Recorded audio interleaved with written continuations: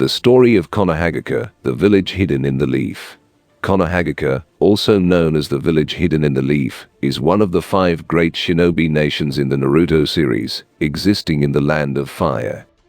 A long time ago, in a period where there were nothing but wars and chaos, ninjas were organized into small venal clans that existed mainly for this purpose. At that time, the 2 most powerful clans, the Senju and the Uchiha, were also at loggerheads against each other. It is to be noted that these 2 clans have been on each other's throats since the beginning of time. Upon experiencing the constant rivalry, battles, and loss of lives, it was only natural that someone would stand up to make sure that all of this comes to an end. In this case, the leader of the Senju clan, Hashirama Senju, used his position to create a peace treaty with the then Uchiha clan leader, Madara Uchiha, who was also his childhood friend. Finally, the Senju, the Uchiha, and a host of other clans created the first shinobi village, Konohagakure, a name which was suggested by Madara himself. When this alliance took place, other shinobi villages saw that it was good and also began forming alliances, creating their own shinobi nations. This led to the end of the Warring States period. Upon deciding to form an alliance, Hashirama Senju used his otherworldly wood-style abilities to produce much of the village's infrastructure. Due to his unique ideals, as well as his incredible abilities, he was the favorite to become the leader, and thus he became the very first leader of Konoha, titled the Hokage. Throughout its history, Konoha has had 7 Hokages. After Hashirama Senju, we've had Tobirama Senju, Hiruzen Sarutobi, Minato Namikaze, Tsunade, Kakashi Hatake, and Naruto Uzumaki. Deep within a forest, at the base of a mountain, Konoha resides, and at the wall of this mountain exists the engravement of the faces of all 7 leaders to have existed in the history of the village. The standard attire for shinobi of Konoha consists of blue or black shirts, which may or may not have swirl patterns on the shoulders, along with matching colored pants under a green flak jacket which also has a red swirl on the back and pockets on the chest area. Because Konoha exists in the Land of Fire, and many of its shinobi possess the will of fire, many of them tend to prefer the fire release techniques. Since the Hidden Leaf Village is an alliance, it therefore consists of numerous respected and powerful clans. Aside from the Senju and Uchiha clans, who are the founding ancestors, we also have other powerful clans like the Uzumaki clan, the Hyuga clan, the Sarutobi clan, the Aburami, the Akimichi, the Inuzuka, the Hatake, the Izuno, the Nara, the Yamanaka clans, and so on and so forth. Since its founding, the Hidden Leaf Village has experienced several invasions. The first invasion occurred during the reign of the 4th Hokage Minato Namikaze, who had just been picked by the previous leader Hiruzen Sarutobi.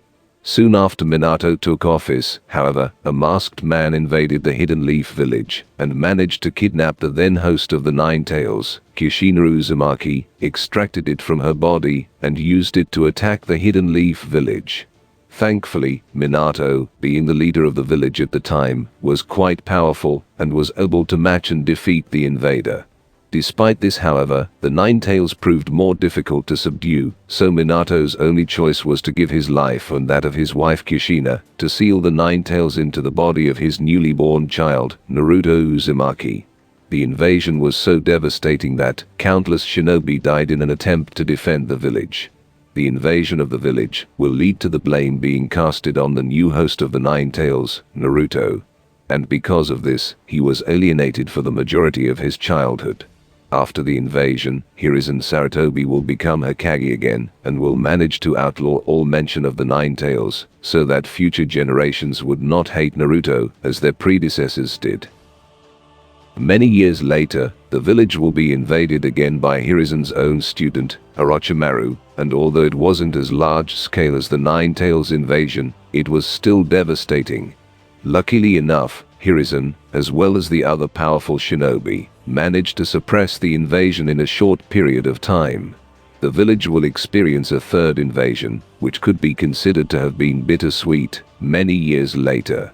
The Akatsuki, particularly Pain, also known as the 6 Paths of Pain, invaded and managed to destroy the Hidden Leaf Village, leading to the loss of countless lives. Just when the village was in despair, Naruto Uzumaki appeared to save the village, defeating Pain using his newly mastered power, Sage Mode, as well as the power of the nine-tailed beast, which he couldn't control. In the end, he managed to convince the true invader behind the scenes, Nagato Uzumaki, to change his mind, as well as ideals. This will lead to the revival of all those who had lost their lives due to the invasion, and thus a satisfactory ending, despite the initial despair and sorrow. The Hidden Leaf Village has experienced several wars, from the First to the Fourth Shinobi World War, and it has always stayed firm.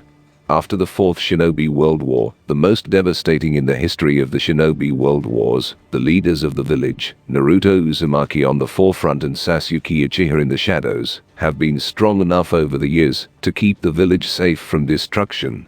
Despite encountering several powerful foes like Momoshiki, Kinshiki, Urashiki, Ishiki, and the Kara organization, they have always managed to come out on top in the end.